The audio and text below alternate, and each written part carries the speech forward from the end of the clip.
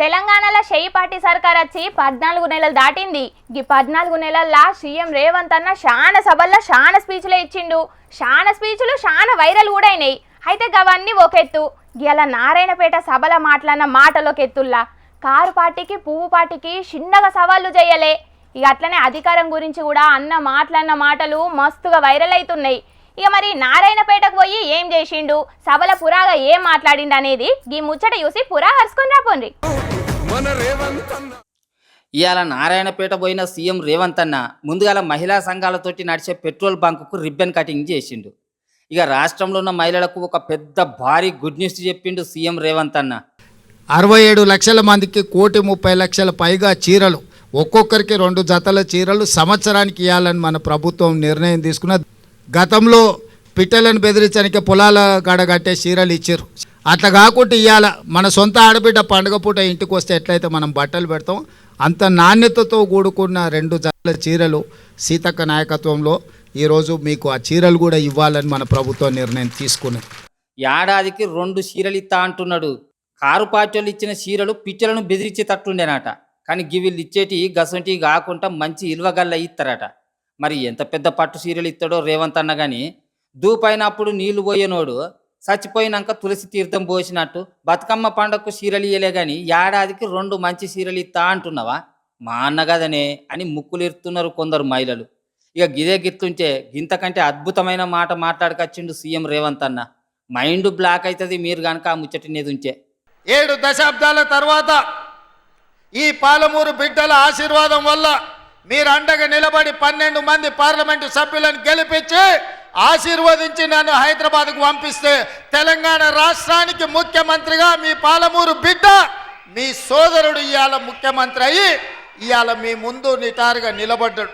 ఇదేందా ఇదే పాలమూరు జిల్లాలో 12 మంది ఎంపీలను గెలిపిస్తే నువ్వు సీఎం అయినవా? రాష్ట్రం మొత్తంలో షేయిపాటి గెలిచిందే 8 ఎంపీలు కాదే. అయినా ఈ ఎంపీలు గెలితే ముఖ్యమంత్రి అవ్వడు ఎప్పటి నుంచి సురువైంది? ఎమ్మెల్యేలు గెలితే కదా ముఖ్యమంత్రి అయ్యేది. వచ్చినాయి అన్యాలం పాడుగాను మాట్లాడేటప్పుడు జర్రంత చూసుకోవే. నవ్వేటోళ్ళ ముంగట బొక్క బోర్ల పడ్డట్టు ప్రతిపక్ష పొల ముంగట పలసన గాకే జర్రా అని బాధపడుతున్నారట రేవంత్ అన్న మాటలు విన్న షేయిపాటిలు. ఇక షేయిపాటి సర్కారు ఏం చేస్తలేదు అని ప్రతిపక్షాలు అంటున్న మాటల మీద కూడా ఇగో గిట్లా మాట్లాడుకొచ్చిండు రేవంత్ అన్న. ఇవాళ మేము 12 నెలల ఏమి చేయలేదు అంటున్నాడు. నేను అడుగుతున్న ఇక్కడికొచ్చిన మా ఆడబిడ్డల్ని, అక్క 500 రూపాయలకి సిలిండర్ వస్తలేదా? ఆర్టీసీ బస్సులో ఉచితంగా మీరు బస్సు ఎక్కుతారని టికెట్ అడుగుతురా? 500 రూపాయల సిలిండర్, ఆడబిడ్డల కార్తీలో ఉచిత ప్రయాణం, 200 యూనిట్లు ఈరోజు ఉచితంగా కరెంటు. సీఎం రేవంత్ అన్న మామూలుడు కాదుళ్ళు. అన్ని అడిగిండు కానీ 2500 పడ్డాయా అకౌంట్లా, స్కూటీలు వచ్చినాయా ఆడపిల్లలకు అని అయితే అడగలేదు. మరి రాజకీయ లీడర్లు అంటే గిత్తనే ఉంటారు. ఇక ఎవల పాలన ఎట్లుండదో అని కూసుందామా అని కేసీఆర్ సార్కును కిషన్ రెడ్డి సార్కు సవాల్ ఇచ్చినడు సీఎం రేవంత్ అన్న. 12 ఏళ్ళు మోడీ పరిపాలన మీద, 10 ఏళ్ళు చంద్రశేఖర పరిపాలన మీద, 12 నెలల మా పరిపాలన మీద, ప్రజా పరిపాలన మీద చర్చ చేయడానికి నేను సిద్ధంగా ఉన్నా. చర్చలో ఓడితే ముక్కు నేలకు రాస్తా అని చెప్పి నేను ఈ సందర్భంగా సవాలు విసురుతున్నా. ఇక దీంతో పాటు ఇంకో ఛాలెంజ్ ఇచ్చిరిండు కారు పార్టీకి. ఏ ఊర్లో ఇందిరమ్మ ఇండ్లు ఉన్నాయో మేము ఆ ఊర్లోనే పోటీ చేస్తాం. ఏ ఊర్లో డబుల్ బెడ్రూమ్ ఇండ్లు ఉన్నాయో గా ఊర్లోనే బీఆర్ఎస్ వాడు పోటీ చెయ్యాలి. దానికి సిద్ధమైతే మా సవాల్ని స్వీకరించి మాట్లాడు. వచ్చే సర్పంచ్ ఎలక్షన్ల నాట ఇంద్రమ్మ ఇండ్లున్న ఊళ్ళనే షేయిపాటి పోటీ చేస్తుందట.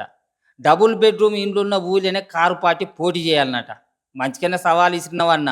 అట్లనే ఏ ఊళ్ళో అయితే రైతు బంధు పడ్డదో గా ఊళ్ళనే కారు పార్టీ పోటీ చేస్తుంది. ఏ ఊళ్ళో అయితే రుణమాఫీ అయిందో గా ఊళ్ళనే కారు పార్టీ పోటీ చేస్తుంది. ఏ ఊళ్ళో అయితే మిషన్ భగీరథ నీళ్లు పోయినాయో గా ఊళ్ళనే కారు పార్టీ పోటీ చేస్తుంది. ఏ ఊళ్ళో అయితే కారు పార్టీ పాలనే మంచిగున్నదని జనాలు అంటున్నారో గా ఊళ్ళనే కారు పార్టీ పోటీ చేస్తుంది. ఇవన్నిటికీ మీరు కూడా సిద్ధమా రేవంత్ అన్న అని కౌంటర్ సవాల్ ఎత్తున్నారు కారు పార్టీ కార్యకర్తలు.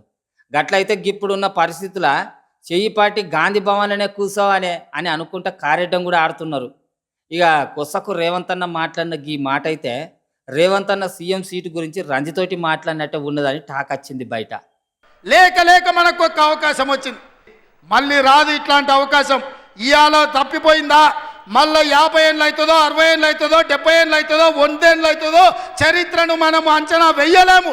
రాక రాక మంచి ఛాన్స్ వచ్చింది, మళ్ళీ వస్తుందో రాదో, ఎన్నేళ్ళు అవుతుందో ఇక అని అనికొచ్చిండు సీఎం రేవంత్ అన్న. ఎంతైనా రేవంత్ అన్న సూపరుల్లా. అన్న పాలన మీద అన్నకు మస్తు నమ్మికున్నది.